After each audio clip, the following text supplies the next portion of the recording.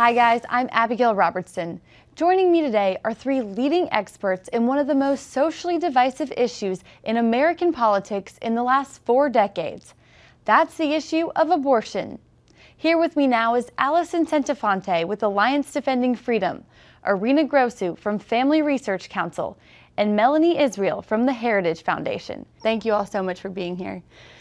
So I just want to start by asking you all, in the recent years, we've seen different groups like the Women's March on Washington and Planned Parenthood run these ad campaigns saying that if you're not pro-choice, you're not for women's rights. What are y'all's thoughts on this? Well, I know the Women's March was a hugely popular event for so many women, but it was unfortunate. Pro-life women were left out of that march, even excluded and kicked out of that march. For those that were paying attention, you know, they advertised it like all were welcome to come with their concerns. But those who care about the life of the unborn and women in pregnancy situations, knowing their full options of care, they were told not to come. They were uninvited from the march. So I think it's really dishonest. And there needs to be a place for women who believe in the sanctity of life and the beauty of femininity and bringing life into the world and being supported in that. We need to be a part of that conversation. We are still women, and in fact, we would say we are women supporting other women in sometimes one of the hardest moments of their life. And a huge part of President Trump's campaign was saying that he was going to advocate for a pro-life agenda. What do you all think of how the Trump administration, how they've been doing with passing bills that are pro-life? So far, we've been very happy with how the Trump administration has handled the life issues, most especially with the restoration of the Mexico City policy. Most recently, right now, the exemptions that were made from the HHS mandate.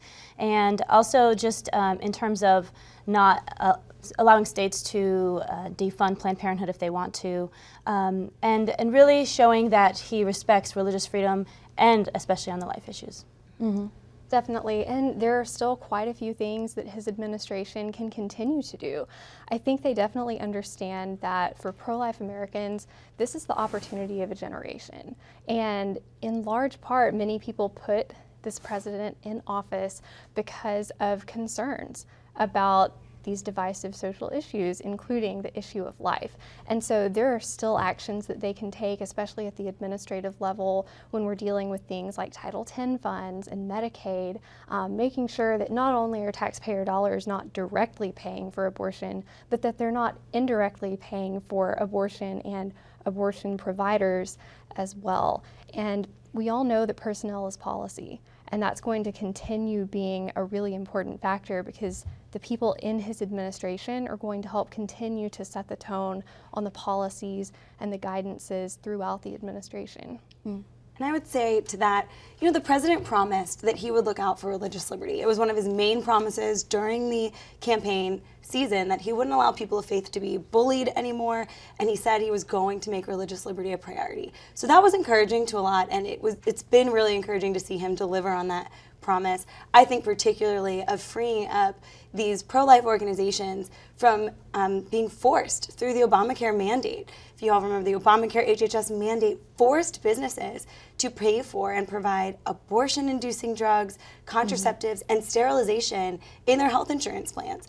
And just recently, the administration worked to free that up from businesses. So March for Life, who we could probably talk about today because they're one of the largest pro-life organizations, was our client. And March for Life has scientific and philosophical reasons that they are for life of the unborn, and they were being forced to pay for abortion-inducing drugs in their health insurance plans.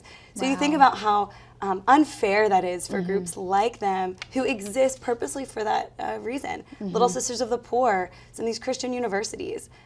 We're so encouraged that they don't anymore have to be forced to pay for things that go against their deeply held beliefs.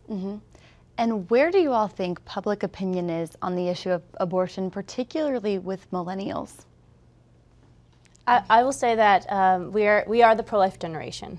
And we see this not only because of the science, and it's in the schools, technologies. Now we have 4D ultrasounds. People can even do 3D printing of their unborn babies. But also I think a lot of people have grown up with parents and relatives and friends who've had abortions. So there's this shockwave of abortion that has affected us as a society. And so the millennials are growing up in that culture and don't want anything to do with abortion, and we see that they're even outdoing their parents in a sense. They're pro-life, and it's because science shows it, and it's also because they've experienced so much of the pain of abortion. It's so powerful to think that for people who are in this millennial generation, for so many of them, the first time that they actually got to meet their brother or their sister or their cousin was actually when that child was still in the womb. And it's because of this wonderful, powerful technology. And so many people have maybe had a sibling, or they themselves were born premature or were born with an incredibly difficult medical diagnosis. And because of modern medical technology and the things that it's capable of, those people are now happy and they're thriving. And so people have seen firsthand, not only in their lives, but in the lives of the people that they care about, the humanity of people, both born and unborn. And as you all know, a few weeks ago, the House passed the 5-month abortion ban. And I just wanted to get your thoughts on this. Yesterday, Planned Parenthood tweeted that 61% of all voters say abortion should be legal after 20 weeks. I have seen pro-life groups say just the opposite, and that voters, 61%, they use that same number, are actually opposed to abortion after 20 weeks or 5 months of pregnancy. So what are y'all's thoughts on that? Go ahead. I'll take a first swing. I mean, really, here's the thing. When you explain to people what an unborn child is like at 20 weeks, a baby can feel pain, has eyelashes and fingernails, and in fact, that same child in the womb at 20 weeks requires anesthesia. If you're going to administer a surgical procedure, you would think that the same human being that requires anesthesia for a medical procedure would be protected by law. And so, I mean, when I talk to people about that's where a baby's at 20 weeks, they absolutely understand that it should be protected. So as for the stats, I mean, go ahead and tackle that. Well, what we know is that a baby has a stress response to any pain by 8 weeks, and by 20 weeks has everything in place to feel pain. And the procedure that is used is a dismemberment procedure, which tears the baby apart limb from limb, and the baby bleeds to death. This is extremely painful. We have more laws on the books to protect livestock than we do for children at that age. And to show how extreme this is and how extreme this position is to allow abortion that late into pregnancy, the U.S. is one of 7 countries in the world that allows abortion after 20 weeks. So the majority of people are against abortion that late. So I don't know where they're getting the stats from, but those aren't the right stats. And I have seen, I think the Planned Parenthood poll that they're citing is not exactly recent. It's a couple years old, whereas other groups like the Susan B. Anthony list have come out with polls that have actually taken place just in the last year. And I think we all know polls can say a lot of different things depending on how you phrase the question. And ultimately the question is, should a 5-month-old baby be allowed, 5 months or older, be allowed to be killed in the womb for any reason whatsoever up to the moment of birth? And for the vast majority of people, the answer is absolutely no. And to kind of continue from that point, I think some of these groups who have a problem with the pain-capable legislation, ask them, when do you think there should be some sort of cutoff? Because for these groups, they can't name a point. They don't want to name a point. They don't think that there should be any limitation whatsoever. And that view is so extreme, so far outside the mainstream of how the majority of Americans believe. I think a lot of people would be pretty shocked when it's put in those terms. Mm-hmm. Now you all are, my final question is, you all are women, you're young, and you're advocating what seems like an unpopular agenda, and many say that people's views on abortion will never change. So what is that like, and what do you all think about that? I think it's inherently false. I mean, when you get to talk to women that have chosen life and the joy that's in their life, you see why it's important to work on these issues. And for me, really, the work that I do at Alliance Defending Freedom, I'm seeing college students who, once they're explained these very things we're talking about, what's happening inside a woman during pregnancy and how it feels as a woman to choose life, they're not allowed to form a campus group. They're not given acknowledgement because the administration is against that pro-life belief. And we should live in a society that you're free to talk about things that are hostile and divisive, as you said, but we're free to discuss them, especially in a college campus where it should be a free marketplace of ideas. And so I think the more information that's shared, the better. And the more free we are to speak about these things, the better. As a young person, I feel like it's a duty to speak out about life. I was actually raised by a dad who was left as a child in a hotel room. And I think that that really framed my pro-life view.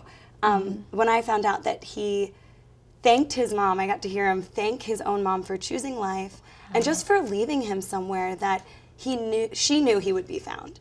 That's not the case for so many babies, but she left him in a hotel room knowing that he would be found, and thankfully raised by Catholic Brothers of Charity, by wonderful faithful people, to be my dad. And so in that way, I have to think of whoever spoke to my grandma, who loved on her, maybe in a CVS or a pharmacy, you know, it was 1960, but said, congratulations, or how can I help you? Or maybe supported her financially or with prayer. I want to be that one person for someone in a hard situation. Obviously, she was in a hard pregnancy. But I think that's why you see so many pro-lifers and young people specifically. This is the compassionate answer to sometimes a pretty scary situation, and it creates life for people like me. So I feel a duty to talk about it.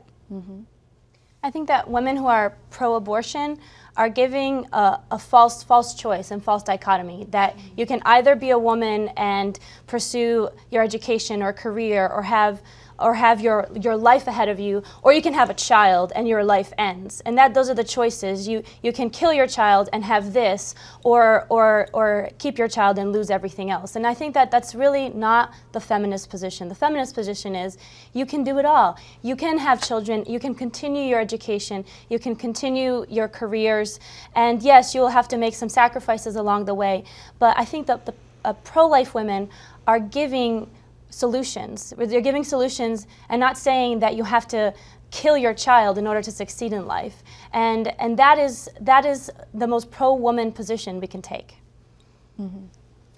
I think so much of the work of the pro-life movement is, obviously a good part of it is done in the area of public policy, but most of it is really done out in our communities or talking with one another. And ultimately, I think the pro-life message is prevailing the way it does because it is so empowering. It is so positive. Pro-life Americans are filled with love for both mothers and their unborn children. And so when the pro-life community is reaching out to women and offering material assistance or prayers or help with navigating adoption or assistance to be able to feed your family, or talking to women about their options when they receive a very challenging prenatal diagnosis, talking about perinatal hospice and palliative care. These are all things that are ultimately helping to empower mothers and their unborn children. Whereas the pro-abortion side, it's really just giving one choice. And I think ultimately the reason pro-life Americans are able to make so much headway is because it's so positive and so empowering. Well, thank you all so much for your insight and for being here today. And to our viewers at home, we want to hear from you, so be sure to continue the conversation and post your own thoughts in our comment section below. Until next time, I'm Abigail Robertson for CBN News.